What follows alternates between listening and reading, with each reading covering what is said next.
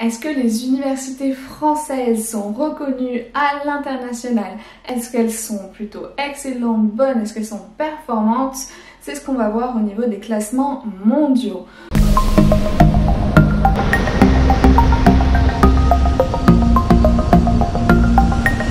Bonjour et bienvenue sur Éducation Voyageuse. Si tu n'es pas encore abonné à ma chaîne, tu peux le faire et aussi activer la cloche rouge, la cloche tout court, pour recevoir les notifications des vidéos que je publie chaque semaine. Tu peux aussi me suivre sur Instagram. Alors aujourd'hui on parle des classements mondiaux, ceux qui décident des positionnements des universités à l'international, laquelle est la meilleure, laquelle n'y figure pas, c'est ce qu'on va voir aujourd'hui. Je vous fais cette première vidéo, c'est une première vidéo d'une playlist qui va s'intituler les classements internationaux. Et aujourd'hui on parle d'un classement que vous connaissez sûrement tous, mais pas par son vrai nom, puisque son vrai nom c'est l'Academic Ranking of World Universities, plus connu sous le nom de classement de Shanghai. Ça devrait vous parler. Le classement 2021 a été publié, donc j'en profite pour lancer le thème. D'abord, première question, qu'est-ce que le classement de Shanghai? Le classement de Shanghai, il est réalisé par l'université chinoise Jiantong depuis 2003. Ça fait un petit moment maintenant. L'objectif de ce classement, c'est d'évaluer l'engagement des établissements d'enseignement supérieur dans leurs activités de recherche. J'insiste bien sur le mot recherche. Le classement consiste à classer les 1000 meilleures universités du monde selon 6 objectifs précis.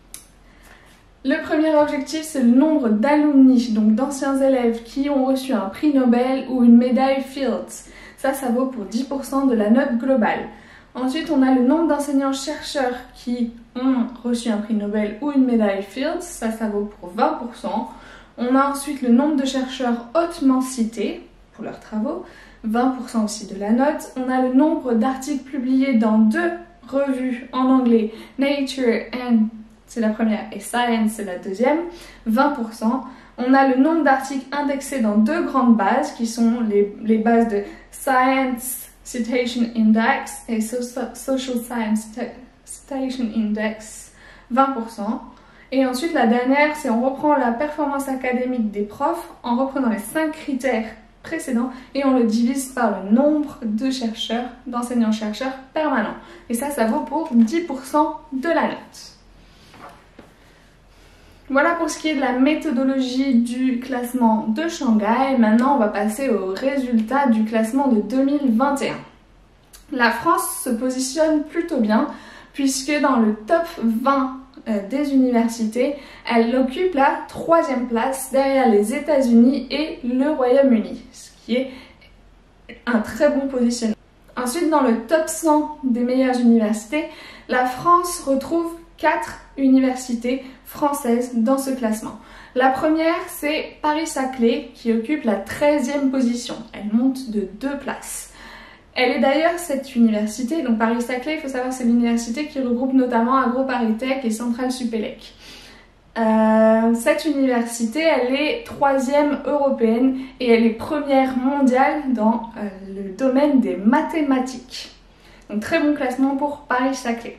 Ensuite, la deuxième université la deuxième université française à se retrouver dans le classement de Shanghai, dans le top 100, c'est la Sorbonne Université. Elle occupe la 35e place, donc elle monte de 4 places par rapport à l'année dernière. Elle se retrouve 3e dans le domaine des mathématiques et elle est 1re pour tout ce qui est océanographie. D'ailleurs, dans cette matière, certaines universités littorales comme Université de Bretagne occidentale surprennent par leur excellent positionnement puisque celle-ci est 13e mondiale. Ensuite, la 3e université, c'est ce qu'on appelle l'université PSL, Paris Sciences et Lettres, qui elle se retrouve en 38e position. Et ensuite, un peu plus bas dans le classement, on a Université de Paris qui se retrouve 73e.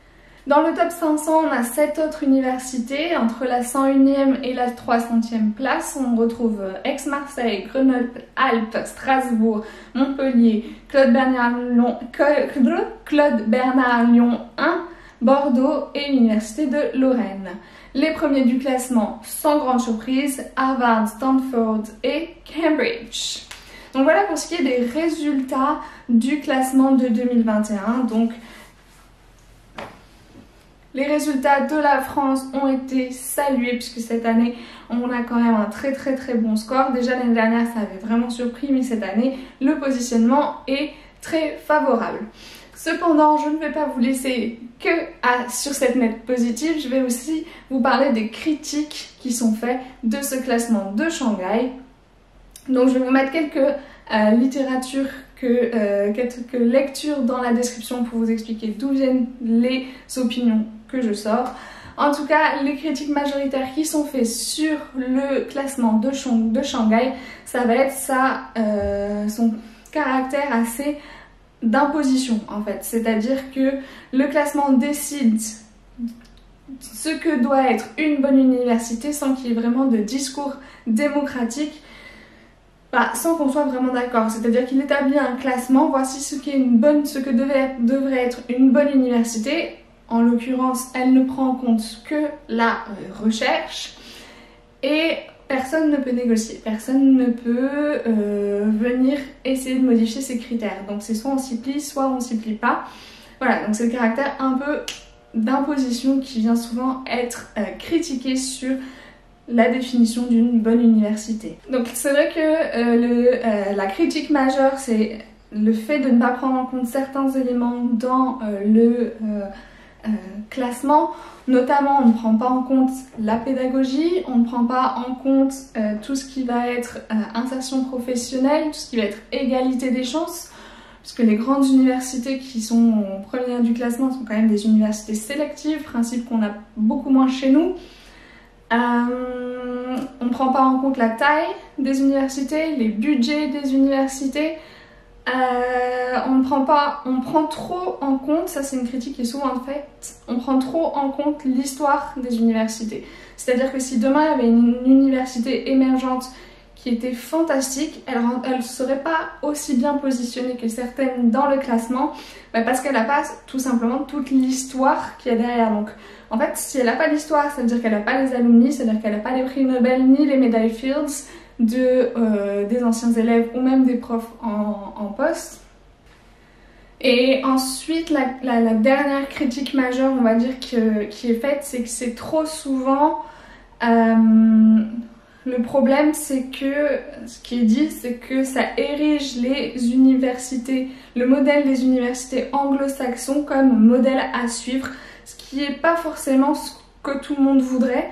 On ne peut pas forcément dire que c'est le meilleur modèle, il y a beaucoup de modèles différents qui fonctionnent. Mais en tout cas, ce classement-là érige le modèle de recherche de l'université anglo-saxonne comme modèle à suivre. On vient aussi critiquer le fait qu'on ne prend en compte que les publications dans les revues en anglais, Nature and Science, qui peut poser problème par exemple chez nous. Les chercheurs ne publient pas tous en anglais. Donc c'est ce parti pris, on va dire, qui est souvent critiqué. Je vais vous mettre là un article qui est intéressant à lire et qui dit que face à ce genre de classement qui a pris une telle ampleur, il y a deux conséquences. La première conséquence, c'est que le système universitaire des pays s'adapte à ces classements et vient mettre en place des réformes qui vont vers